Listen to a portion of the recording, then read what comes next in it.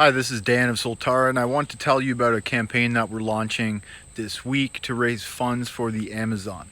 We're working with two different organizations. One is called the Amazon Rainforest Conservancy, and the other is called Amazon Watch. These two organizations raise money for different types of projects in the Amazon. The Amazon Rainforest Conservancy works to protect the jungle from illegal gold mining in the Tambopata region of Peru. And Amazon Watch works with indigenous communities all across the Amazon to help secure and protect their native lands. Also, a little more in touch with governments and macro size issues around the Amazon. So, Soltara is a very special connection with the Amazon. We have been working with Amazon communities for several years, and it's a very special part of who we are, and it takes a very special place in our heart. So, we have really felt saddened and heartbroken about the news that's been circulating recently about the fires in the Amazon, and so we've taken it upon ourselves to raise money from our community and match the donations with our own money. So we're putting our money where our mouth is as well, and we invite you to participate in this campaign. It will be all the money will be going directly to these organizations, which work tirelessly to protect this natural heritage and legacy of our planet, the lungs of our planet, and just one of the most important ecosystems that has ever existed. So please help us out, help us raise some money, help us help them do the work that is so critically important to our thriving and survival as a species and as a planet. Layla Salazar Lopez. We met each other a few years ago at the Psychedelic Science Conference in Oakland, where you guys are based, Amazon Watch. Um, I can imagine that your life has been a little bit chaotic in the past few weeks, month or so, as the Amazon has been tragically being destroyed. We can dive into the whys and hows and what's going on there. Um, First of all, I wanted to thank you for what you and your organization are doing. It's it's extremely disturbing for us to see what's going on, being that we're so closely tied to the Amazon at Soltara and have lots of friends and connections down there, especially in the indigenous community. And and so it's been really heartbreaking for us to see all this going on. I mean, even just since the day that Bolsonaro got elected, but of course it didn't all start with him.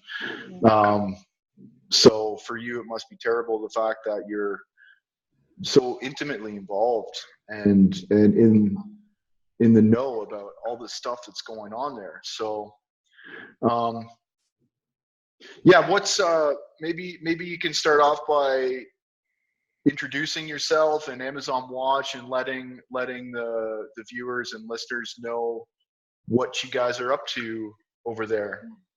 Sure. Thank you, Daniel. Thanks for the invitation and hello to everyone.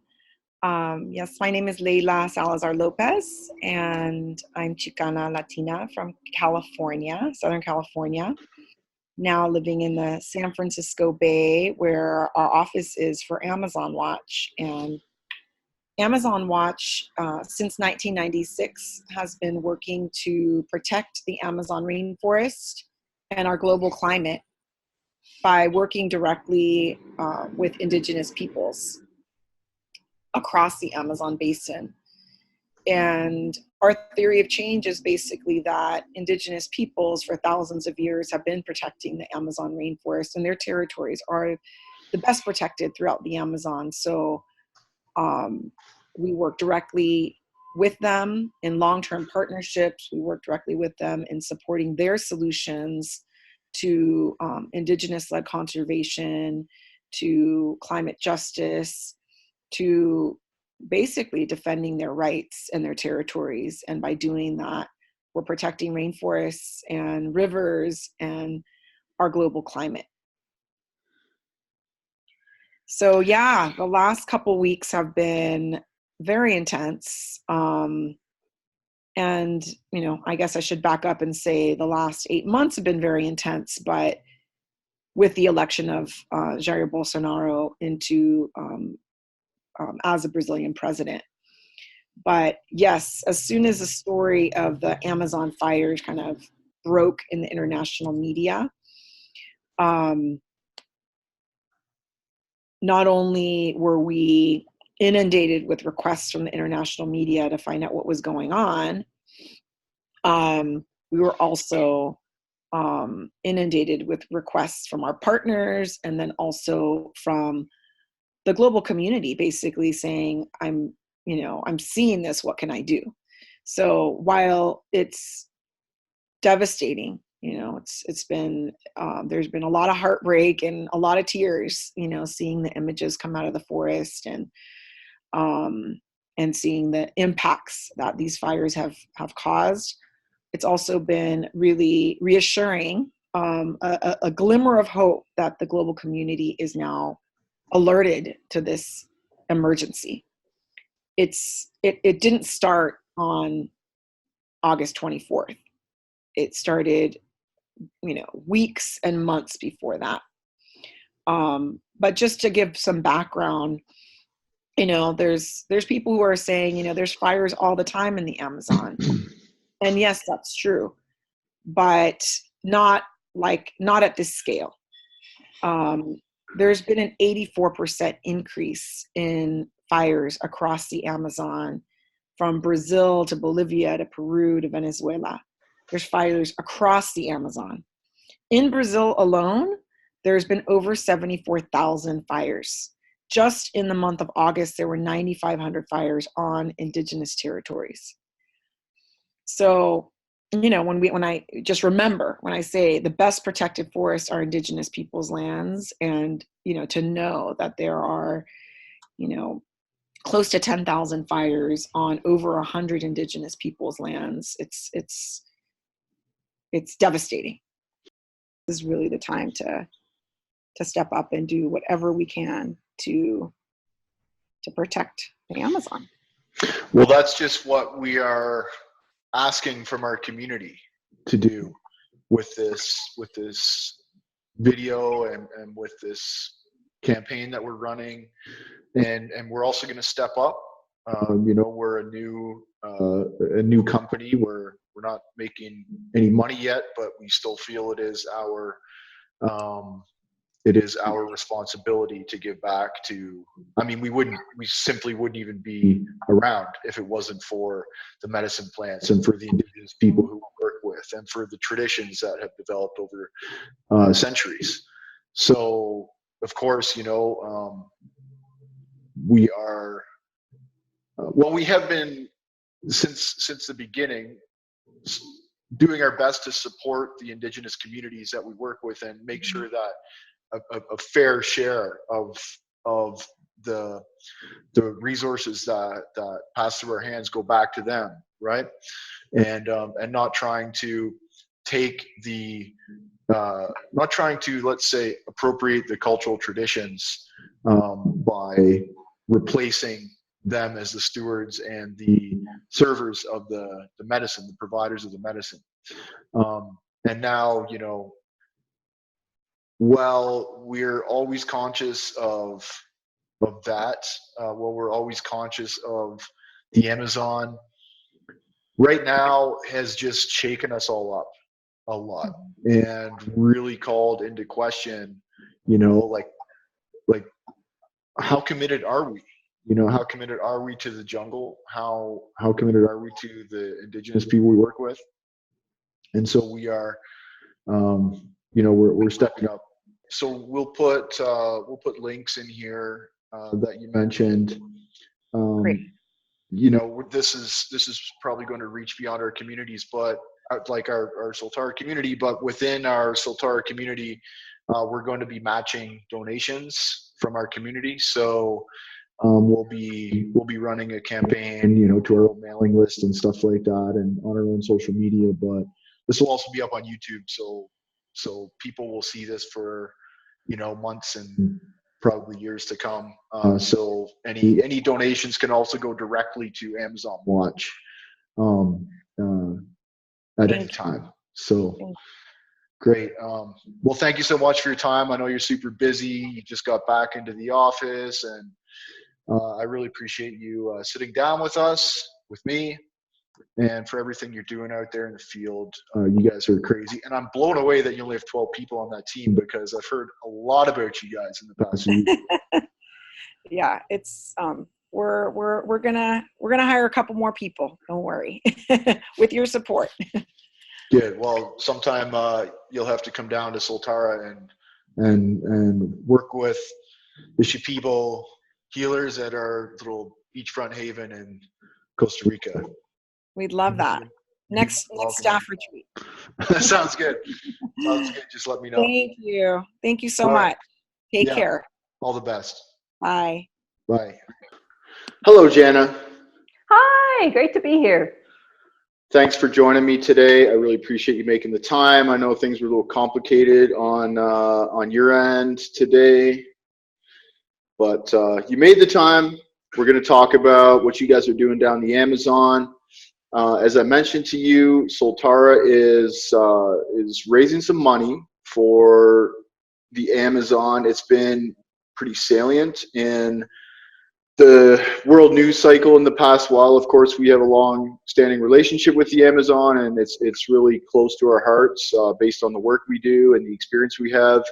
So we've been well aware of a lot of this destruction for quite some time, but really these fires in the past month or so, or a few weeks, have really brought the concern for the Amazon to the forefront of the global news cycle, and I think to the awareness of society. So yeah, we're taking some bolder action than normal to try to bring some resources to the organizations that are helping to protect the Amazon, this important ecosystem. Although what ARC is doing, and I'll let you explain it, is a little different than what's going on with the forest fires.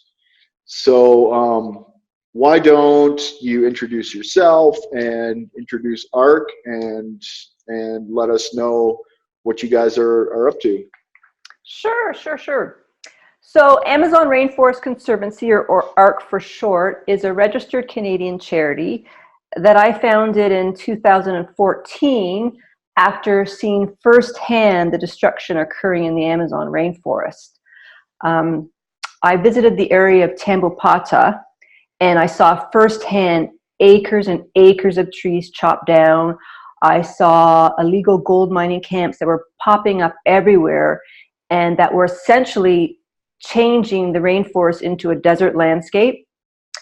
I saw roads that were being built, slicing through previously remote and inaccessible areas. It was just devastating. So when I returned home to Canada, I just felt an overwhelming responsibility. I had to get involved and do something. And I searched for a Canadian organization doing conservation in the area that I had visited, which was, again, Tambopata, Peru. But I couldn't find one. So that is what propelled me to start one myself. And that was the beginning of ARC. And now, as I say, we're a registered Canadian charity. And we have a management team in both Canada and in Peru. And our team consists of conservation experts, of business professionals, of scientists. And we are all volunteers in Canada, and we all work out of our home. So that means we don't have the executive salaries and the overhead of some other conservation groups. And so we can direct all donations directly to protecting land in the Amazon rainforest. Well, that's really amazing, and I commend you for taking such bold action. You know, you see something, a lot of us see things that disturb us, but don't necessarily go start an organization and start raising money to help the cause. So I commend you for that. I also want to thank you for what you're doing, because it's very, very important. And, you know, if it wasn't for the Amazon, we wouldn't have our company, Soltara. We work with indigenous traditions from the Amazon that have been cultivated over millennia. We work with plants from the Amazon that wouldn't be there if the Amazon was destroyed. So it's really meaningful, and we have a special extra bit of gratitude for you and for other organizations that are doing this work. So being that you are focused specifically on the Tambopata region of Peru, maybe you can describe what the actual problems are that are happening there.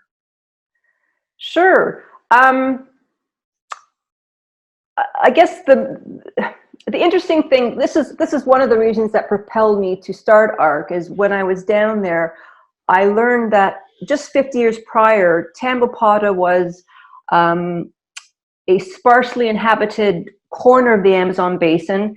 It was unconnected to the rest of the world by roads. And then two things happened in the last decade which changed this area forever. And the first one was the building of the Interoceanic Highway. And this was financed by the Brazilian government. And basically it connects the Atlantic port in Brazil to the Pacific port in Peru. And it allows Brazil to transport their goods in an easier manner to India and China. Now this is, I think it's about 2,575 kilometer highway, and it goes right through the Amazon rainforest. It slices right through Tambopata and through areas that were previously remote and inaccessible. And it's opened up the whole area. People began flooding the area when it was finished in 2011. They came from Brazil and the highlands, the Andes of Peru. They just flooded the area to exploit the natural resources. And of course, the highway has sprouted a whole network of secondary roads. The other event that changed this area forever was that the price of gold really spiked. And gold in the form of gold dust can be found here. So there's a massive increase in gold mining in this area. In fact, the government estimates there's probably about 40,000 illegal miners in Tambopata. And Tambopata is about the same size of, say, Vancouver Island here in Canada. And the damage they are doing is huge. It's so drastic that it can actually be seen from space. Wow. Well, it can certainly be seen from airplanes. I have flown over that area a number of times, and it's been actually a few years since I've done that. So I can only imagine how it's grown. It looks like a tumor on the rainforest. And I mean, metaphorically, It's not that much different, really. It's just, so what is ARC doing to work against this process of destruction? So I guess our main objective is to acquire land and protect it, to keep it out of the hands of the loggers and the gold miners and the slash and burn farmers. So we currently have 3,500 acres of land in our care, and we are fundraising now to increase this land holding. We are in talks with 3 direct neighbors who are willing to sell their land to ARC, so that's great news. Protection of critical species is another big objective of ours, and we're thrilled we are the proud protectors of many endangered species on our land, such as jaguars and black caiman, anacondas, tapirs, anteaters. We have cedar trees on our land that have been logged to extinction in most parts of the Amazon rainforest. We have ironwood trees that are almost extinct. And we care for over 400 Brazil nut trees, which are the giants of the rainforest. These trees tower over all the other trees, and they live for at least 500 years. Some scientists believe they can even live for 1,000 years. They're just incredible trees, and the rainforest communities can harvest them for their nuts in a sustainable way. So it also provides income to the rainforest people. And the Brazil nut trees only produce good yields in undisturbed forests, so it's a very good incentive for the people to leave these areas alone. And another area that we're focusing on is research and education. And we would really like to build a proper research center so we can have students and scientists from around the world come to our land and work together on conservation and education and research projects. So that's sort of what we're doing right now, and we have plans for the future as well. It sounds like a paradise. It sounds beautiful down there.